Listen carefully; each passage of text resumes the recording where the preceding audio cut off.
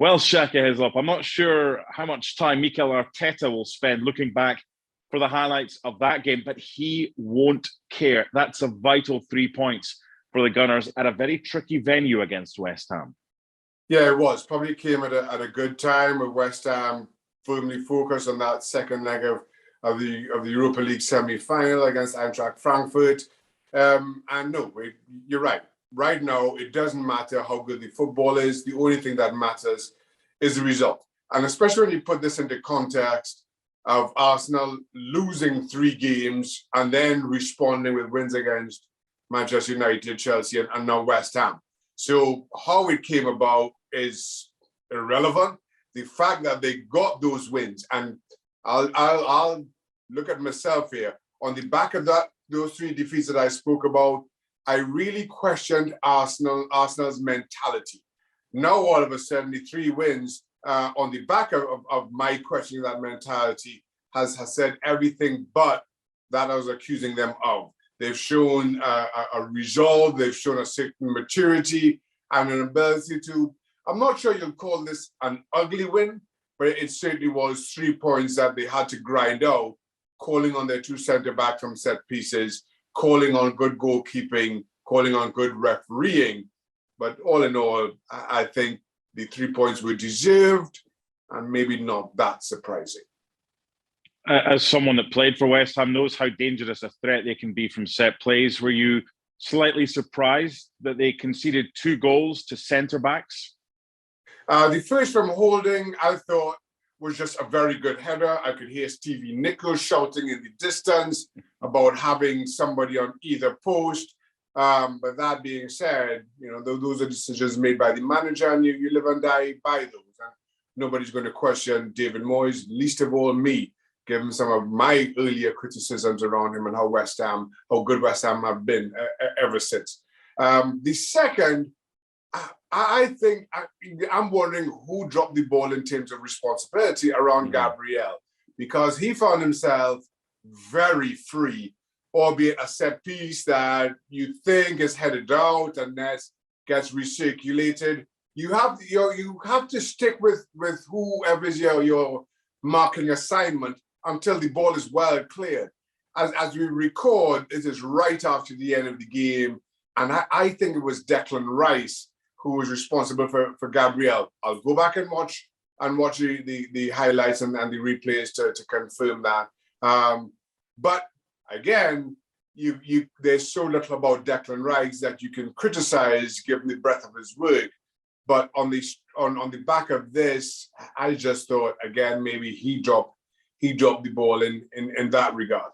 But as a West Ham fan, I'm nitpicking when you think about that.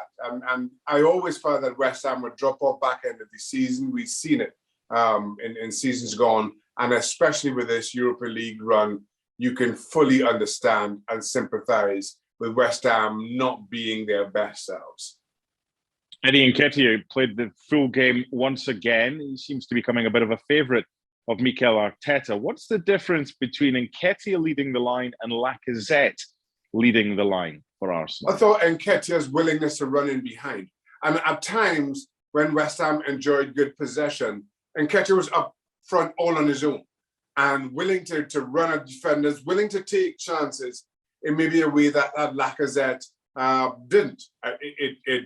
He was rewarded for it against Chelsea, and I thought led the line in that respect really well for Arsenal today against West Ham in what could be or could have been more difficult circumstances.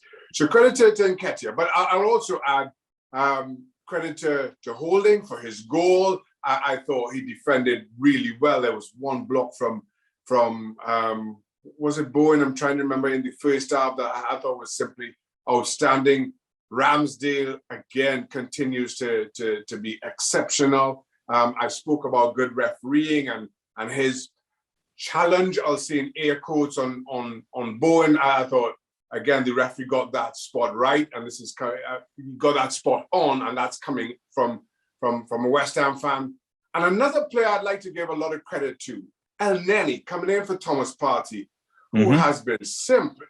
Listen, I have criticized El Neni noticing a certain theme here. I've been critical of almost everybody who's come good. But El Neni has stepped into that position and been simply wonderful in sitting in front of Arsenal's back four. So I don't think he'll grab any headlines. I'm not sure how many will speak of him, but I think we have to give the Egyptian credit where it's due, and it certainly has been due for a couple of games now. So, Mr. Hislop, with Spurs winning against Leicester, with Arsenal winning at West Ham, who's got the momentum, especially when you consider that the North London derby at Spurs is right around the corner? That's a difficult one to call, given the form we've seen from both of them, home and away. And I just feel, especially when I think about Spurs going to the Etihad and winning, are Spurs better as a counter-attacking team? We've now seen Arsenal go on the road and pick up a couple of very big and important wins. I'm not sure. So I'm having to lean on the home side Spurs, but only just because they'll have their fans behind them. Other than that, I can't think that there's too much that separates these two. So I'm finding it really difficult to make any other argument as to who will come out on top, other than the home team generally has a little bit of an advantage. And finally, Arsenal-Everton, final game of the season. Decent chance Arsenal still trying to finish fourth. Decent chance Everton still trying to beat the drop. Sometimes a lot of the things are decided before we get to the last game, Shaka, but this one looks like it's going all the way.